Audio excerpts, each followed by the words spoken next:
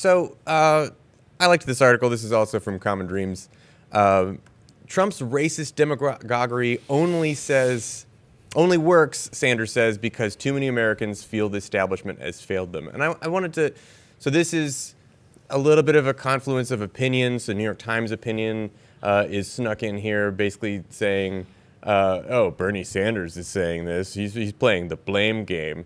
He says President Trump is playing the blame game, blah, blah, blah. You know, the New York Times opinion I don't particularly take seriously, but I think there's a nugget in this that is true of what Bernie is saying, is that Americans are upset that their politicians essentially spend all of their time, particularly Democratic politicians, spend their time informing us of things that we can't do and why we can't have that. Oh, we can't have Medicare for all. We can't get out of these wars. We can't do that. And it's a lot of what we can't do. And that's doing nothing but bolstering Trump's case, right? To the conservative right-wing ear, he is someone who's in there draining the swamp, despite the fact that there's really no swamp drainage happening. Make no mistake. He's in there as an anti-establishment candidate, and the more he butts up against them, and the more they butt heads, and the more they wag their finger at him, he gets to wear that mantle of an outsider. He gets to wear that mantle of, I came here to reform this system, and all you guys do is tell everyone what they can't have. Yeah, make no mistake about it. Whether you like it or not, for his base, he's making changes. He is doing things. Things are happening. Your whole country, every month or so, there's a new policy being enacted. There's something happening. There's things being done to immigrants, women's rights issues. All kinds of things are happening left and right. So yeah. You're not wrong. He's getting things done, and his base is happy. So this is a good quote from Bernie Sanders that ended up being, this is the one that was covered in that video that the New York Times opinion page posted. Was it New York Times? Yeah, New York Times opinion. He says, when that condition arises, whether it be in the 1930s Germany, then people are susceptible to the blame game. To say it is the undocumented people in this country who are the cause of all of our problems, and that if we just throw 10 million people out of the country, you're going to have a good job, you're going to have good health care, you're going to have good education, that's all we got to do. Trump didn't invent demagoguery. It's an age-old weapon used by demagogues. And you take the despair and the anger and the frustration of the people feeling, and you say, that's the cause of your problem.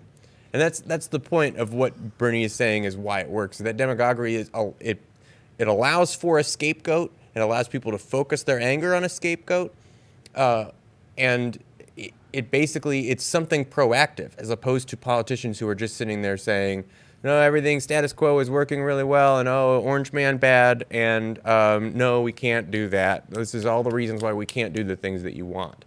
And I think he's right in pointing out these conditions, and it's a little bit frustrating, but I have to, trying to find a better way of saying it, but Jimmy Dore always says something to the effect of, or maybe he's quoting someone else, maybe he's quoting Thomas Frank. I'm going to butcher this, but whatever. It's essentially like, be wary of the person who's trying to get you to punch at someone who's got less money and less power, trying to get you to be angry at or vilify the person with less money and less power. Because that person that's trying to get you to vilify that other person is the person with more money and more power and the person that deserves to be vilified. Butchered. Yeah, and I know which quote you're talking about. And as you were stumbling through it, I was like, no, I don't got it either.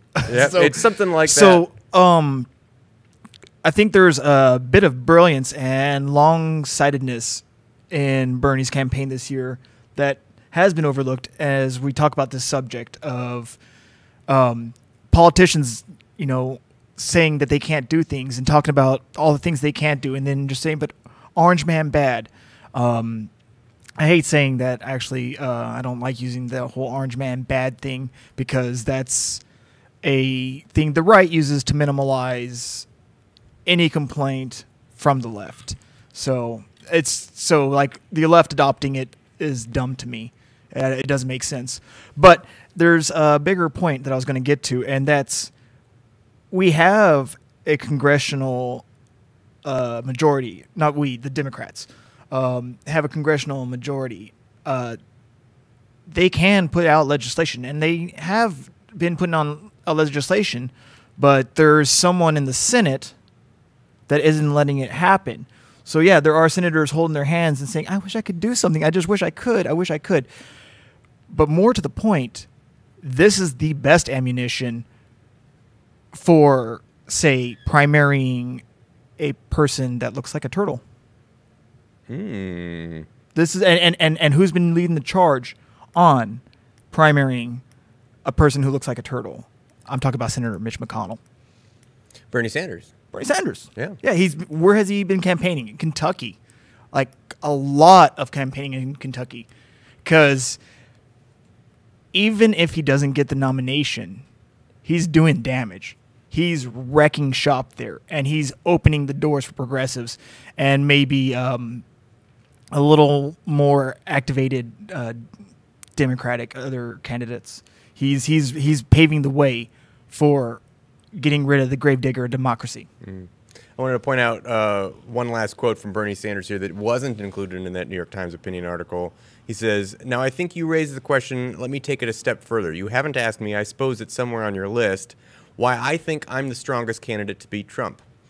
And that is that there is a hardcore support for Trump, which I'm not going to be able to get through. You're right, it is racist, it is sexist. I run into that. It's hard to believe the attitude toward women in some parts of the country. You really would have a hard time to believe it. We're back in the 18th century in some places. It's homophobic, it's anti-immigrant. Do you think I'm going to win those people over? Nah, no way. But do you think we can get a sliver?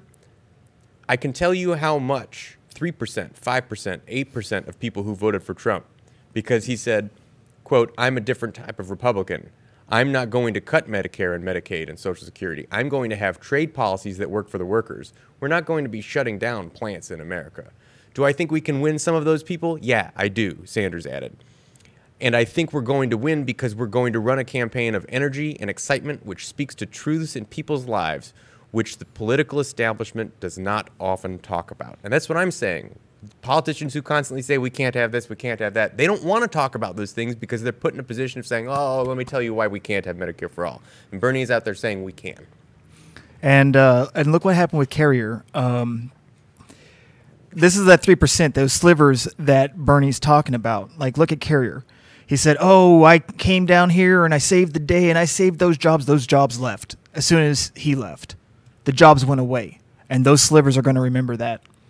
All these different places that are losing agricultural, like they're losing their farms due to trade tariffs, being bailed out, whatever, they're going to remember. These are the slivers that Bernie's talking about. So there will be some vitriol and some animus towards Trump coming this election. Mm-hmm.